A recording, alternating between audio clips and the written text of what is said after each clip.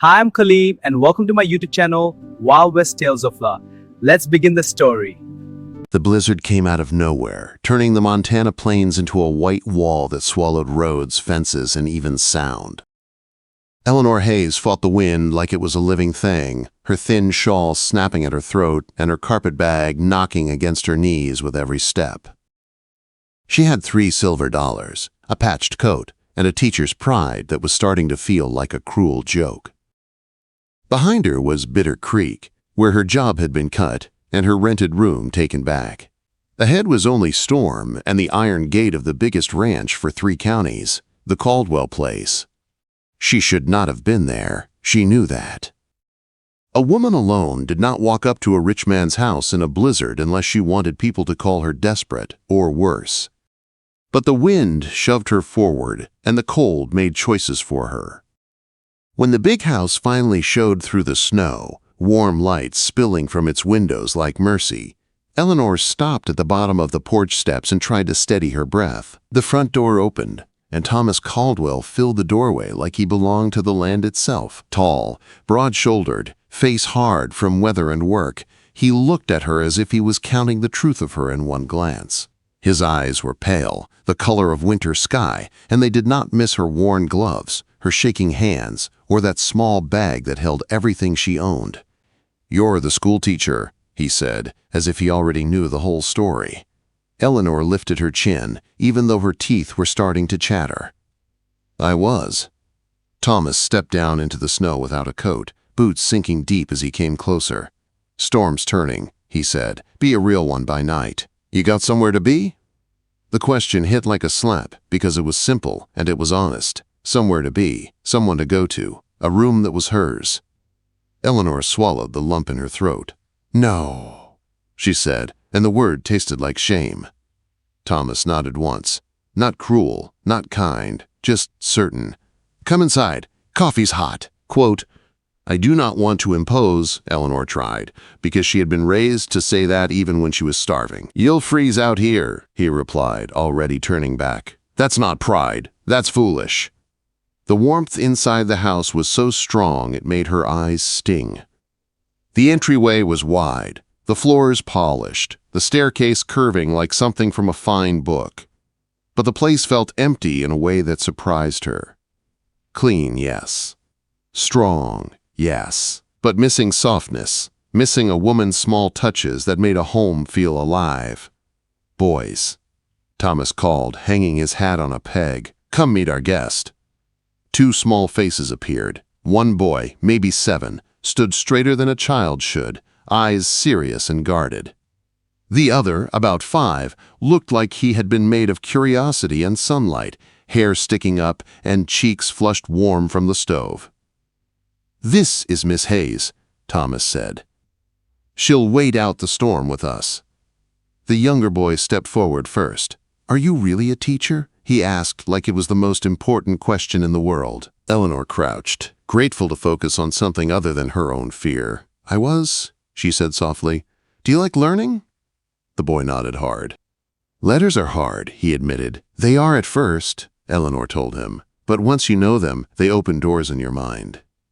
The older boy did not move. He watched her like she might take something if he blinked. Thomas led Eleanor into the kitchen, where a large stove radiated heat. He poured coffee into a tin cup, the smell strong and dark, and set it in front of her like it was a simple fact. Eleanor wrapped her hands around it and felt her fingers begin to wake up. "I heard about the school," Thomas said after a moment. "Shame." "They cut the budget," Eleanor replied. "No teacher through winter." Thomas's jaw tightened. He sipped his coffee without looking away from her. "What will you do now?" Eleanor's throat tightened again. She did not want to say it out loud. If she said it, it became real. "I will look for work," she managed. "Somewhere." "Where?" he asked, and he did not soften the word. Eleanor stared down at the cup. She saw her reflection in the coffee like a shadow.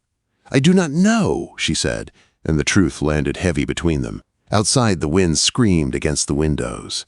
Somewhere deeper in the house, the boys laughed at something, a small, bright sound that felt like a miracle in all that cold. Thomas set his cup down carefully. "I've got a proposition," he said. Eleanor looked up, confusion pinching her brow. "A proposition?" "I need a wife," Thomas said, and he said it the way a man might say he needed fence posts or winter feed. Not for romance, not for show, for practical reasons. Eleanor's heart stuttered. "Mr. Caldwell." "I've got 2 boys," he continued. "They need steady hands. They need meals, clean shirts, guidance. Folks in town talk. They always do. But truth is, I can't be in the pasture and in the kitchen at the same time. I can't be mother and father both." Eleanor's mouth went dry. "You barely know me." "I know what matters," Thomas replied. "You're educated. You're not lazy. You're not drunk. You've been on your own long enough to learn how to survive. And you walked up here in a storm with everything you own in one bag, which tells me you're not afraid of hard days." His honesty was so blunt it took her breath away. "You need shelter," Thomas said. "You need food, a roof, a name that keeps wolves away, the kind with teeth and the kind with tongues. I can give you that." "And what would you want from me?" Eleanor asked, voice low, trying to keep it steady. Thomas's eyes held hers, calm and fierce at the same time. "Raise my sons, keep this house running, be here, not just for a season, be someone they can count on." Eleanor's hands tightened around the tin cup. The warmth that had felt like salvation now felt like a trap. She imagined the town's faces, the whispers at church, the sharp smiles of women who had never offered help but always offered judgment. She imagined living in a house that still belonged, in some invisible way, to the woman who had died here. "You said your wife died," Eleanor whispered. Thomas's gaze flickered just once, like pain trying to rise. 2 years ago, birth took her. Eleanor swallowed. "The boys." "They remember," Thomas said. "One more than the other." The kitchen seemed smaller suddenly, air thick with things not said. Eleanor's thoughts ran wild. She had dreamed once of love. She had dreamed of a man choosing her because he could not imagine life without her. But that dream had been broken when her job was taken, and her engagement ended with cold words and turned backs. This was not a dream. This was survival. "You would not expect." Eleanor's cheeks burned. "I mean, would you expect this to be a real marriage?" Thomas's voice stayed even. "Separate rooms, separate lives in many ways. We'd be bound by law, not by foolish promises. If someday it changed, that would be a choice, not an order." The storm shook the windows again, and Eleanor felt it in her bones. She thought of the cottonwood tree she had leaned against, snow already gathering on her shoulders like a burial shroud. She thought of the $3 silver in her pocket, her whole life reduced to a small clink of metal. "I need time," she said. Thomas nodded toward the window, where the world had vanished behind white. "Storm's not going anywhere. Neither are you tonight. We'll talk in the morning." He showed her a small room downstairs, plain but clean. The bed was narrow, the quilt heavy, the air warm. Eleanor sat on the edge of the mattress and listened to the wind rage like a warning. She knew she should be terrified. She was. But beneath the fear was something else, something she hated admitting. Relief. For one night, she would not freeze. Morning came gray and quiet, the kind of silence that only follows a storm that has spent its anger. Eleanor woke to the smell of bacon and coffee drifting under her door, and for a moment she forgot where she was. Then she remembered the proposition, and her stomach tightened. She dressed in her best-worn wool dress and pinned her hair back with careful hands. When she stepped into the kitchen, Thomas stood at the window, looking out at a world buried deep in snow. 2 feet, he said. "Roads will take days." Eleanor moved beside him and saw it, the fences half hidden, the path to town erased, the sky low and heavy. Even if she wanted to leave, she could not. Thomas turned to face her, and Eleanor felt the weight of his eyes again, that steady assessment. "You've been thinking," he said. "Yes," Eleanor replied, voice quiet. "And I need to ask you something first." Thomas waited. Eleanor took a breath that felt like stepping onto a thin bridge. Why me, Mr. Caldwell? Why not one of the women in town who already knows this house, who already knows your name? Thomas's answer came without softness. Because they don't want the boys. They want the ranch. They want the comfort and the gossip and the title. And because you walked through a blizzard instead of begging at the church steps. That tells me something about you. Eleanor felt her throat tighten again, but this time it was not only fear. It was the strange feeling of being seen clearly, without pity. Behind them, small footsteps sounded, and the younger boy appeared, rubbing his eyes. "Is the teacher still here?" he asked, voice hopeful. Eleanor looked down at him, then toward the hall where the older boy lingered, watching her like a guard dog with a bruised heart. Thomas watched her too, waiting. Eleanor's lips parted, the words ready to change everything, and the house held its breath with her. But before she could speak, a loud crash came from the next room, followed by a sharp cry, and Thomas's head snapped toward the sound like trouble had just walked in the door. Eleanor's heart jumped, and she understood something in a single clear moment. If she said yes, this would not be a safe life. It would be a hard one. And whatever was coming next, it was coming fast. The crash came again, sharper this time, followed by a boy's angry shout and a smaller boy's frightened cry. Thomas moved fast, crossing the kitchen like a storm, and followed Eleanor indoors. Eleanor followed him into the sitting room and found the younger boy, Samuel, on the rug with tears spilling down his cheeks. The older boy, Daniel, stood over him with a wooden horse clenched in his fist, face tight, like he was trying not to feel anything at all. "He took it," Daniel said, jaw set. "I just wanted to hold it," Samuel sobbed. "He hit me." Thomas's voice was low but firm. "Daniel, put it down." Daniel's fingers tightened around the toy. For one heartbeat, Eleanor thought he might refuse just to prove he could.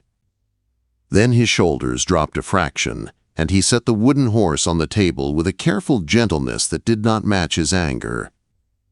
Thomas knelt beside Samuel and checked the boy's forehead. A red mark was already rising. "No more hitting," he said, but his eyes went to Daniel, not Samuel. "You hear me?" Daniel stared at the floor. He wasn't supposed to touch it. Quote.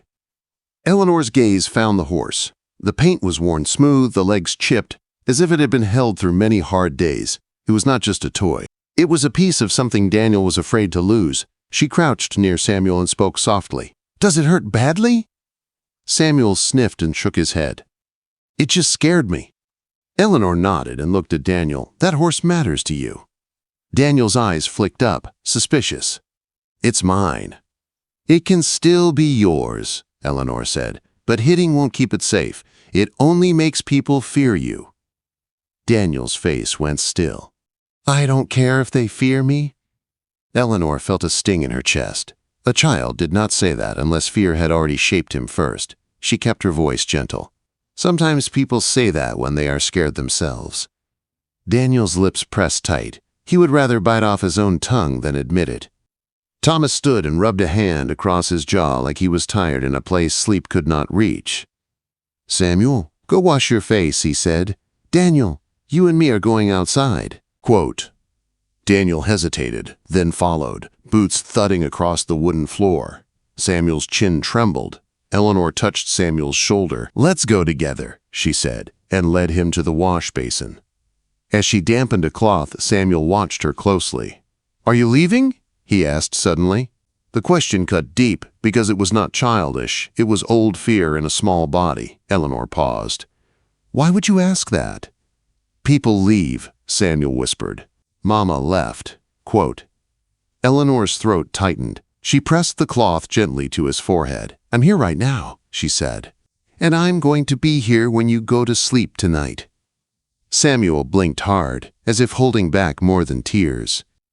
"Promise?" Eleanor looked into his wide eyes and spoke like she meant it. "Promise." Outside, the snow lay high and heavy, making the ranch look like it had been buried. Eleanor found Thomas near the woodpile, Daniel standing a few feet away with his arms crossed, face turned toward the ground. Thomas did not raise his voice. That was what made it worse. "You can't hit your brother," he said. Daniel's voice came out sharp. "He's not my brother." Silence dropped between them. Eleanor stopped at the edge of the porch, feeling the sting of cold on her cheeks. Those words were not for Samuel, they were for her. Thomas's eyes narrowed, not in anger, but in warning. "He is your brother." Daniel's face tightened, not like before. Not like when Mama was here. There it was, the name nobody said in this house. Thomas's shoulders went rigid. He stared out across the snow like he could force it to move with his gaze. "Go to the barn," he told Daniel. "Help Miguel with the feed." Daniel turned quickly, boots crunching away as if he was glad to escape. Eleanor stepped beside Thomas. "He's hurting," she said quietly. Thomas's voice was rough. "He's always hurting. He just hides it better than Samuel." Eleanor watched Daniel disappear behind the barn. "He's afraid."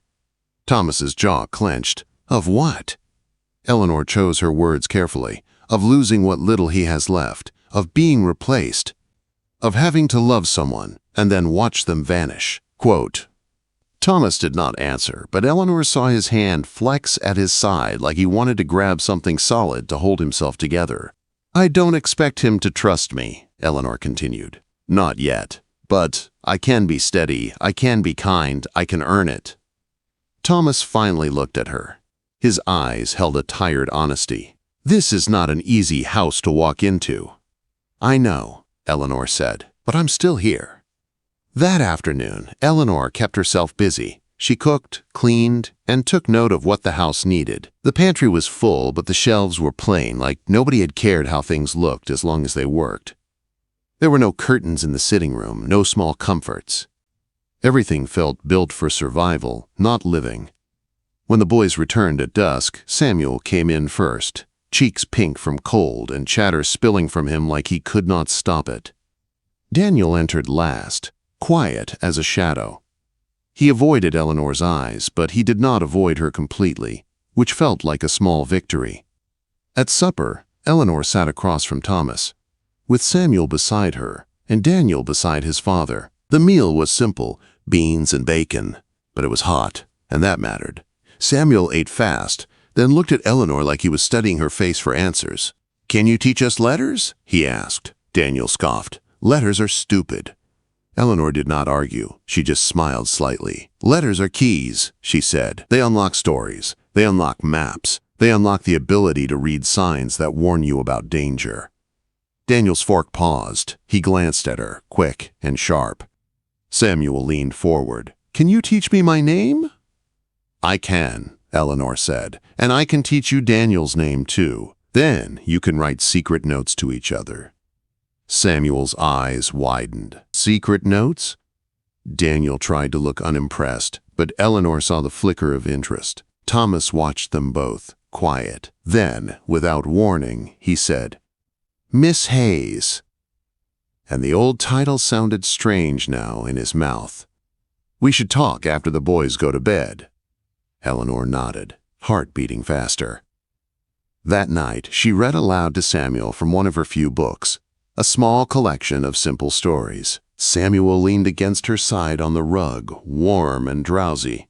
Daniel sat in the chair near the fireplace, pretending not to listen. But he did. Eleanor could tell because his eyes stopped moving when the story grew tense, and his breathing changed with the rhythm of it. When she finished, Samuel yawned. "Read another."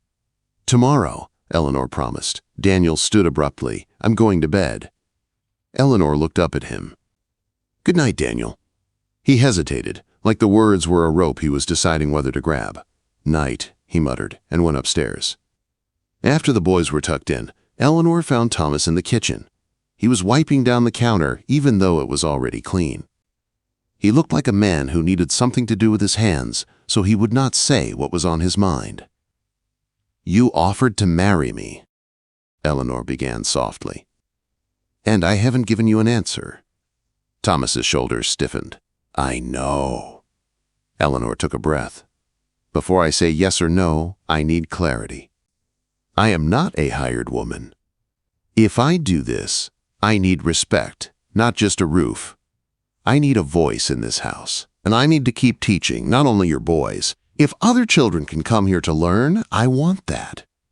Thomas studied her as if measuring her words for truth. "You want to open a school in my house?" "Yes," Eleanor said. "Not for money, for purpose. I need to feel like I'm still me." Thomas looked down at the table, then back at her. "Fine," he said. "We can set up a room upstairs. If folks are willing to send their children out this far, they can." Eleanor was surprised by how easily he agreed. It made her wonder how much he had missed having a teacher's steadiness in the home. "And one more thing," she said carefully. Thomas waited. "If we marry," Eleanor said, "the town will assume the worst. They will say I trapped you. They will say I wanted your money." Thomas's mouth tightened. "Let them talk." "It will reach the boys," Eleanor said, "and Daniel will hear it first." That hit Thomas harder. Eleanor saw it in the slight widening of his eyes. "He already thinks people leave," she added. "He's going to test me." Thomas set the rag down. "You're right." Quote. Eleanor's hands were trembling, but her voice stayed steady. "Then I need you to promise me something too. If I agree to this, you cannot treat me like a tool. You cannot keep your whole life locked away. The boys need you, not just your rules. They need your heart, even if it hurts." Thomas stared at her a long time. The lamplight made shadows under his eyes, and suddenly he looked less like a rich rancher and more like a man who had been alone for too long. "My heart is not easy," he said quietly. "I'm not asking for easy," Eleanor replied. "I'm asking for real." Outside, the wind picked up again, rattling the window like a warning. Thomas finally nodded once, slow. "I can promise respect," he said. "I can promise security. I can promise I'll do my best with the boys. But I can't promise feelings." Eleanor swallowed. "I'm not asking for romance. Not now. But I need kindness and honesty." "You've got both," Thomas said. Eleanor stood there, feeling the weight of the house, the land, the storm, and the choice that would shape her life. Then, from upstairs, Samuel's small voice called out, scared and half asleep. "Mama?" The word froze Eleanor in place. It was not a title she had earned. It was a plea. Thomas's eyes met hers, and something softened in his gaze, like he heard that word too and understood its danger and its hope. Eleanor moved before she could think, climbing the stairs to Samuel's room. Samuel was sitting up, eyes wet. Eleanor sat on the edge of the bed. "What is it?" she asked. "I dreamed you went away," Samuel whispered. Eleanor brushed his hair back gently. "I'm here," she told him. "I'm right here." Samuel's face relaxed a little. "Stay." Eleanor looked across the hall where Daniel's door was cracked open. She could see one pale eye watching, listening. Eleanor kept her voice calm and clear for both boys to hear. "I'm not leaving tonight," she said, "and tomorrow we'll start with letters. I'll teach you both." Daniel's door moved slightly, as if he had stepped closer. When Eleanor went back downstairs, Thomas was waiting in the kitchen. He did not speak at first. He simply watched her, like he was seeing her differently now. Eleanor took a slow breath. "I'll do it," she said quietly. "I'll marry you." Thomas's face did not change much, but his eyes did. Something like relief, something like gratitude, something like a fear easing after a long hold. "You sure?" he asked, voice low. Eleanor nodded. "I'm sure. But understand this, Mr. Caldwell. I'm not saying yes because you're rich. I'm saying yes because those boys need someone steady, and because I need a chance to live through winter without begging for my life." Thomas stepped closer, and for a moment his hand lifted like he might touch her shoulder. He stopped himself, as if remembering the rules of their arrangement. "Preacher will come as soon as the road's clear," he said. Eleanor forced a small smile. "Then I suppose I should learn how to be a rancher's wife." Thomas's mouth twitched, almost a smile. "You'll learn fast." The next days passed in a strange calm. Snowdrifts softened in the sun, men dug paths, and the ranch came back to life. Eleanor started lessons at the kitchen table with charcoal and paper scraps. Samuel learned his first letters with loud excitement. Daniel pretended he did not care, but he corrected Samuel once, quietly, then looked away like he had done something dangerous by helping. Eleanor began to hope, small and careful. Then, on the fourth day after the storm, Thomas rode into town to bring the preacher. He came back near sundown, face-tight, horse-breathing hard, as if the ride had been more than just snow and distance. Eleanor met him on the porch. "What happened?" Thomas's eyes were hard, fixed on something far away. "The town knows," he said. Eleanor's stomach dropped. "Knows what?" Thomas's voice came out low. "They're saying you came here to take what Margaret left behind." The name hit Eleanor like cold water. "And there's more," Thomas added, jaw tight. "Someone in Bitter Creek claims they saw you speaking with a stranger the day before the blizzard." Eleanor's breath caught. "That's not true." Thomas's eyes met hers, sharp and searching. "I believe you," he said, but his voice held an edge. "But the preacher is coming tomorrow, and the town is sending its whispers with him." Eleanor's heart pounded. She could handle cold. She could handle hunger. She could handle hard work. But she was not sure she could handle being called a thief in the place she was trying to call home. And when she turned, she saw Daniel standing in the doorway behind her, eyes wide and wary, listening to every word like it might decide whether she stayed or vanished. Eleanor realized then that the marriage was not the hard part. The hard part was what came after, when the storm was gone and people had time to sharpen their tongues. And the next storm would not come from the sky. The next morning came bright and cruel, the kind of winter sun that made the snow sparkle like it was proud of itself. Eleanor stood at the kitchen window and watched Thomas's men shovel the last drifts away from the front steps. Her hands were steady as she poured coffee, but her stomach felt tight, like a knot pulled too hard. She could hear Samuel humming in the sitting room, making up songs about letters. And she could hear Daniel moving upstairs, slower than usual, like he was listening for the world to fall apart. Thomas came into the kitchen with his coat on, gloves tucked under one arm. "The preacher will be here by noon," he said.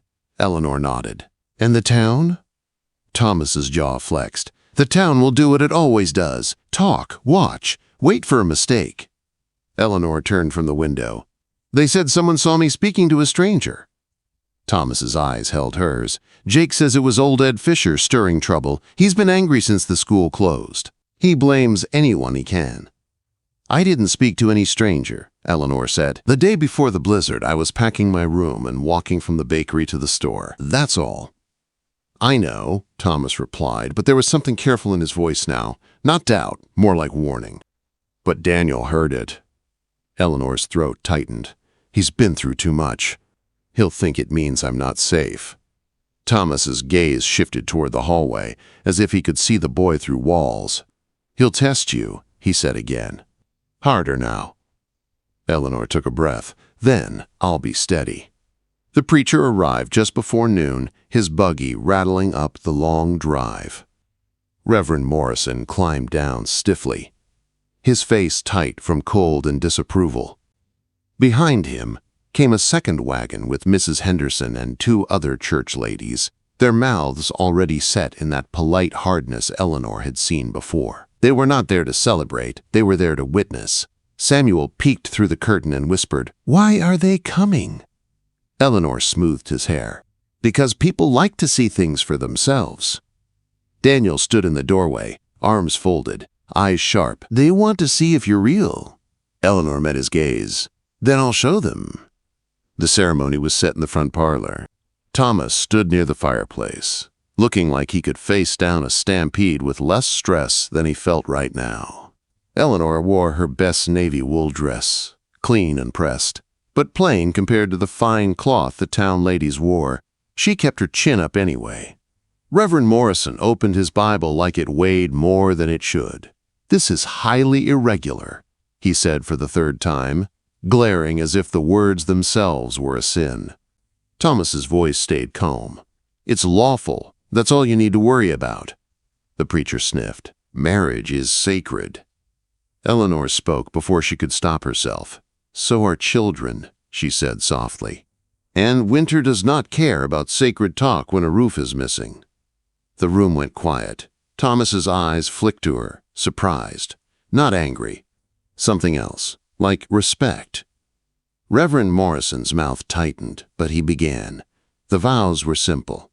Eleanor's voice did not shake when she promised to stand by Thomas. She did not promise romance. only honor and faithfulness.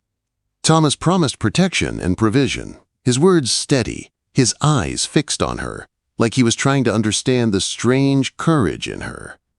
When the preacher finally said, "I now pronounce you husband and wife," an awkward pause filled the room. The preacher's gaze flicked between them.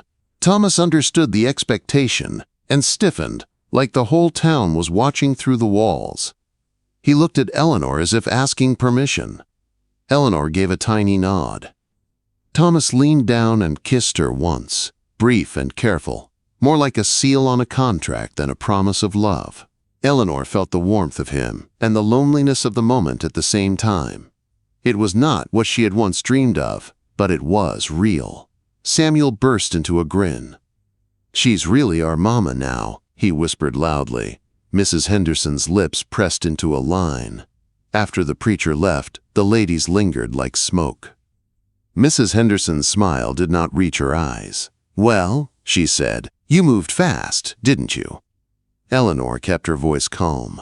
Winter moved faster. Quote, Mrs. Patterson tilted her head. Margaret Caldwell was dearly loved. She ran this house with grace. She did so much for the church.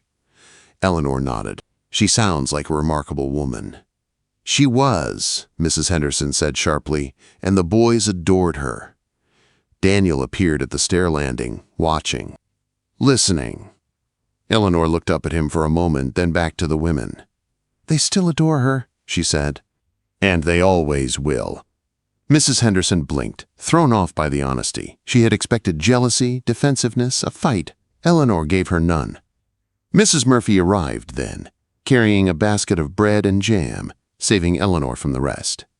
"Welcome to the family," she said warmly, loud enough for the ladies to hear. "And welcome to this community, whether folks have manners or not." The ladies left soon after, but the damage was done. The Whispers had stepped into Eleanor's home, and they would not leave quietly. That evening, after the boys were fed, Eleanor found Daniel in the hallway, near the nursery door, the one that stayed closed. He stood there like a guard. "What's in there?" Eleanor asked gently. Daniel's shoulders tensed. "Nothing." Eleanor did not push. "You don't have to tell me." Daniel's eyes flicked toward her. "People say you're here for money." Eleanor felt her chest tighten. "Do you believe them?" Quote. Daniel's jaw worked like he was chewing on a hard truth. "I don't know." Eleanor nodded. "That's honest." Daniel frowned, confused. "You're not mad?" "I would be mad if you pretended you weren't worried," Eleanor said. "You've lost people. You have every right to be careful." Daniel's face softened for a breath, then hardened again. "If you leave, Samuel will break." Eleanor's throat burned. "I'm not planning to leave." Daniel's eyes narrowed. "Planning isn't the same as promise." Eleanor held his gaze. "Then I'll promise." She raised her hand slowly, like she was making a vow to him alone. "Daniel Caldwell, I will not run away from this house. I will not leave your brother behind. If I ever go, it will be because you and Samuel are safe and grown and ready, and even then, I won't go far." Quote. Daniel stared at her like he was trying to see if her words had weight. Then, quietly, he said, "Mama used to smell like bread and lavender." Eleanor swallowed. "I can make bread," she said, "and we can find lavender when spring comes." Daniel's eyes glossed for a second. Then he blinked hard and looked away. "Samuel needs help with his letters," he muttered and walked off. It was not forgiveness, but it was a door opening. 2 weeks later, Eleanor began teaching more than just the boys. One neighbor asked if his daughter could come learn numbers. Another asked for help with reading letters from family back east. Soon, the upstairs spare room became a small schoolhouse, and children's voices filled the Caldwell home like it was learning to breathe again. But peace never lasts long on a big ranch. It started with missing cattle. Thomas returned from the north pasture with his face set like stone. "We're short 20 head," he said. Eleanor's hands froze over the dough she was kneading. Could they have wandered? Thomas shook his head. No broken fence, no tracks drifting off. Someone drove them. Jake Morrison, Thomas's foreman, came in behind him. "Could be wolves," he offered without conviction. Thomas's eyes went cold. "Wolves don't cut wire." Eleanor felt fear creep up her spine. She had heard stories of cattle thieves, men who stole herds and left families ruined before spring. That night, Thomas gathered his men. Eleanor listened from the doorway as they spoke in low voices. "Someone's scouting," Miguel said. "Stranger in town asking about the railroad route. Asking who owns what land." Thomas went still. "Railroad," he said, quietly. Eleanor felt her stomach drop. Land near a future railroad was worth a fortune. Men had killed for less. The thefts continued. First cattle, then supplies. Then one morning, Jake came back with blood on his shirt and a bullet through his shoulder. Eleanor ran to him without thinking, her teacher's calm taking over. She cleaned the wound, stitched what needed stitching, and held pressure until the bleeding stopped. Thomas watched her with a strange look, like he had always known she was strong, but he had not understood how strong. "They shot him like it was nothing," Miguel said, face pale. "No warning." Thomas's voice came out low. "They're sending a message." That night, Thomas sat at the kitchen table with Eleanor, the lamp throwing shadows over his face. "I'm sending for the territorial marshal," he said, "but it'll take time." Eleanor swallowed. "And until then?"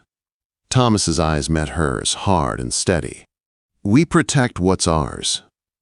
Eleanor's heart pounded. "What about the boys?" "If trouble comes," Thomas said, "you take them to the root cellar." Eleanor straightened. "No." Thomas blinked. "No?" "I can shoot," Eleanor said quietly. "My father taught me. And I can help. I won't be dead weight in my own home." Thomas studied her as if he was seeing her for the first time all over again. "This is your home now," he said. Eleanor nodded. "It is." The attack came 2 nights later. Gunshots cracked through the cold like thunder. Eleanor bolted out of bed and ran to the boys. Daniel was already awake, eyes wide. Samuel woke crying. Eleanor gathered them fast, voice steady even as her hands shook. "Hide game," she whispered, "like we practiced." She got them into the root cellar, blankets and water ready. Daniel clutched Samuel's hand tight, trying to be brave. Then the front door splintered. Eleanor grabbed the shotgun from the kitchen wall, loaded it with shaking hands that still remembered the motion. 2 men stepped inside, snow on their shoulders, confidence in their posture. One laughed when he saw her. "Well, look at that. The poor teacher thinks she's a guard dog." Eleanor raised the gun. "Leave." They took a step forward. Eleanor fired.